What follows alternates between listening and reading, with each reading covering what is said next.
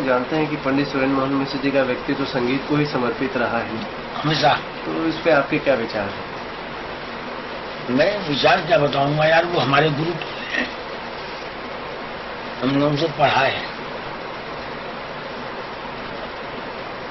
और उस चीज को मैं आज भी स्वीकार कर रहा हूं। उनका बहुत बड़ा योगदान है। योगदान मतलब क्या कहा जाए, उन्होंने संगीत की शुद्धता पर ध्यान दिया।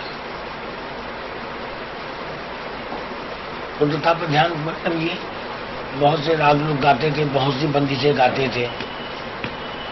बहुत सी बंदिश ऐसी है जिसको कि पुराने कलाकार लोगों ने सवाई का के गाया, पता चला वो सवाई नहीं है, या ये झूलना है, ये गीतांगी है, गीत का है, ये भड़ुआ है। उन्होंने उन सब कामों पे राग का क्या है इस तरह से होना चाहिए, चलन किस तरह से होना चाहिए, ये सब संबंध में उन्होंने सोचा, सोचकर बताया कि नहीं ये सही है, ये गलत है, ये। और अपने स्टूडेंटों से उन्होंने उस तरह की गलतियां नहीं की। बात महत्वपूर्ण ये है कि वो सिखाए, लेकिन सिखाने के साथ साथ अपने बच्चों को ऐसे सिखाया कि उस जो पारंपरिक गलतियां होती आ रही हैं वो उनके सिखाने के बाद खत्म हो गई।